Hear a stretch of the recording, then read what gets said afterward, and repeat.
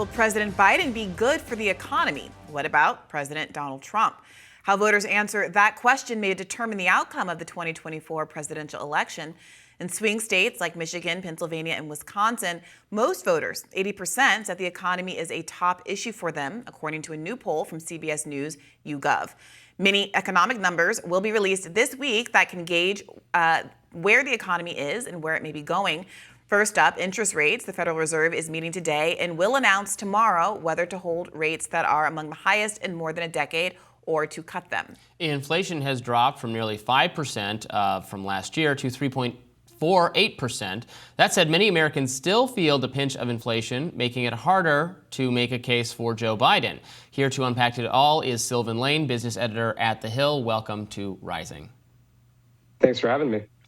So how are the American people feeling about the economic news lately? A little bit better than they have been, but it's still not great. You know, we are about 4 years out now from the start of the pandemic. And while the economy is a lot better than it was in the depths of it, there's still some things that are really making Americans struggle a bit. Inflation is still at 3.5%. Which is a lot lower than the peak of 9.1% in 2021. But, you know, that's still a lot higher than most Americans are used to dealing with. So you have this still high inflation building on top of other prices. And then when you look a little bit broader, the housing market has become completely unaffordable, increasingly unaffordable beyond records that were already set for many Americans. So even though, you know, we still have a jobless rate around 4%, which is really, really good by any measure, there are still many pressures throughout the economy that are, you know, getting to people in a way. What has Trump articulated as his plan to improve the economy? And what, in your view, is the likelihood that those efforts will be successful? So far on the campaign trail, former President Trump has focused mainly on increasing tariffs on foreign goods, particularly those from China. This is part of his broader goal of, you know, rebalancing what he considers a very unfair trade situation between the two countries. Quite honestly, economists don't think this would do much to make an impact on the broader issues with U.S.-China trade and would lead to Americans spending more money on goods that they need for basic daily services. He's also talked about extending some of the Trump tax cuts that are set to expire in 2025. But beyond that, we don't have a very good sense of what a Trump 2.0 economic agenda might be. Is that because he hasn't been very forthcoming about it? I mean, what kind of conversations have been happening on the campaign trail? Certainly, the economy and inflation and Biden's perceived responsibility for it as the current president have been a big part of the conversation. Am I to understand that it's mostly been criticism of Biden's policies or what has happened under Biden's watch as opposed to an affirmative plan of what he would do differently? Yeah, I think that's a really good way of putting it. You know, on the campaign trail, former President Trump has focused, you know, mainly on issues that aren't necessarily the nitty gritty of economic policy, if you will. His several criminal trials and, you know, various complaints about the way President Biden has performed have come up a lot on the trail. We do know that his campaign advisors are considering putting forth a plan that would give President Trump a lot more power and control over the Federal Reserve should he be reelected. That could have some interesting implications if the Fed feels pressure to cut rates before the Fed thinks that the economy is ready for that. That could theoretically lead to a bad inflation situation. But all of it's theoretical. The Trump campaign has more or less disavowed anything that the president hasn't proposed himself. And right now, economic policy hasn't really been at the forefront of what President Trump has been talking about. The New York Times reports that some economists, and including the International Monetary Fund, are worried about the impact of the federal budget deficit on inflation numbers. Obviously, we get some tax cuts under Republicans and then continued increased spending under both administrations, failing to constrain these deficits. Are the American people worried about that, and are political figures making any promises, not that we could believe them, to fix those deficits? So the issue of the debt and the rising debt does poll as a pretty high concern among many Americans, but honestly, Congress hasn't been doing much to actually fix the problem. My colleague Eris Foley wrote a great story about that. And the gist of the issue is the biggest things that we can do as a country to reduce the debt would be changing the way Social Security, Medicare, and Medicaid get administered. But both parties have basically declared that they don't want to touch it. It's basically a political suicide mission to try to propose Social Security reforms, especially during an election. So that's been taken completely off the table. Republicans are focused mainly on cutting spending. Democrats are focused mainly on raising taxes. And while their plans would make a potential difference on the margins, it would still be a pretty marginal impact, even if, the full GOP spending cut plan went through or the full Democratic tax hike plan went through. It still wouldn't make that much of a dent on the federal budget. So it's one of those issues where there's a lot of lip service in Washington, but not a lot of progress. Certainly not all Social Security and Medicare reforms are looked at negatively by the public. One plan that's been pushed by progressives for some time is to lift the cap on the limit to how much very wealthy people pay into Social Security to begin with. I think the cap is around, $160,000 or so. Everybody who earns over that amount pays the exact same amount into Social Security as people making $40,000, $50,000, $60,000 a year, as opposed to it remaining proportional to their income. Are there any discussions within the Biden administration to have any progressive reforms to Social Security that wouldn't result in people getting less or fewer benefits?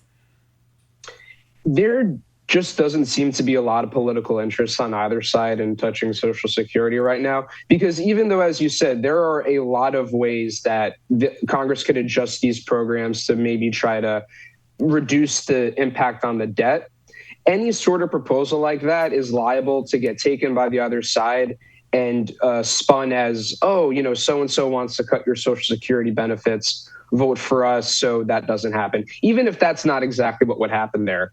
The Biden administration, when it comes to the economy, has seemed to be a lot more focused on doing what they can through different regulations, targeting what they call junk fees. There's a CFPB rule recently regarding various different credit card fees and overdraft fees. The Biden administration has proposed stricter rules on when airlines need to refund folks if their flights get canceled. Different things in terms of making sure people get their due overtime pay and making sure their investment advice is in their best interests and not their advisors. Those are all of the things that the Biden administration have been more focused on right now than doing anything to Social Security, mainly because all of those things you could spin in a political positive way, but it's very, very hard to make a political case for changing anything to Social Security in an election like this. Do we have any evidence that those tactics are working? Obviously, President Biden's numbers versus Trump for the general election and in the swing states have improved somewhat in recent weeks, although Trump still seems to be a little bit ahead in a lot of the places that matter. It's definitely been more encouraging for President Biden and Democrats than it was earlier in the year and certainly last year. We're still, about 6 months away, 7 months away from the election. I guess 6 months now. It's really sneaking up on us. But, there's still a lot of time for this to shape out. But things are moving in a better direction for Democrats and President Biden. There seems to be a sense that people might be feeling a little bit better about the economy than they were before. And if the Federal Reserve does get to a point where it decides to cut interest rates, which likely won't be tomorrow after a string of pretty, higher than expected inflation reports, better than expected job gains. We're not getting rate cuts tomorrow, but if the economy continues to slow down a little bit, there could be some rate cuts that happen right around the election, and that may make an impact on consumer sentiment. Yeah, I gotta say that I think a lot of listeners hearing this are thinking, all I want to know is what can be done and who's willing to do it in terms of bringing down the cost of food, transportation, education, and healthcare, four major sectors that are driving education. And it does seem like there's not a lot on those specific points that people are willing to do. Obviously, Joe Biden had some policies around student debt. There is controversy about whether or not he administered those in the way that was most well suited to them being successful, but they were challenged in the Supreme Court because of the method that he did choose, and chose to, in light of that, unfreeze the debt obligation, the student debt moratorium that had been in place under Donald Trump, making people experience their payments again for the first time in years. With respect to the food cost, there has been some discussion of corporate greed and going after some of the big food monopolies under the Biden administration. But economists I've spoken to says that really has more of an effect along the margins. And transportation, this was supposed to be a Build Back Better infrastructure bill. It doesn't seem like any of these things are really touching the pocketbooks of the American public in the way that Biden might have hoped. It's a good point. It's a very difficult for, first off, it's very difficult for any president alone to make that much of an outsized impact on the economy one way or another, especially in a short time frame, just because, the U.S. economy alone is the sum result of trillions of decisions people make on a daily basis. And it takes a long time to influence that behavior, and then for that behavior to change the way that we see prices and wages and jobs and everything like that.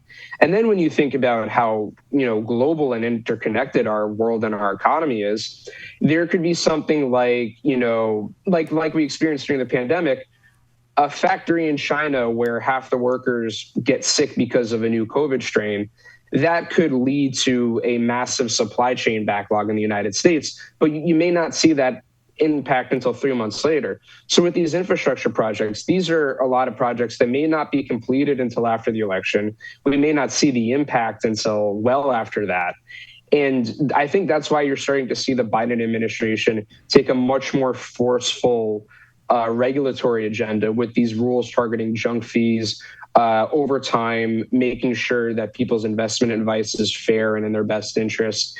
These are the kinds of things that even if they don't happen overnight, people might to notice some of the impact of this before they cast their vote. There may be someone who's seen, their wages rise, but not as much as their prices, who's been working their rear off trying to get overtime that haven't been able to get it yet. This rule could theoretically help them get that overtime before the election, and we don't know how that might impact their vote. So I think, a lot of these issues have been in the works for a while and are going to take a while to unwind. We're still unwinding the inflation from the pandemic, but I think that's why you're seeing the Biden administration take a really aggressive regulatory stance right now, really trying to close that gap before it's too late. Sylvan Lane, thank you so much for joining us. My pleasure. Thanks for having me.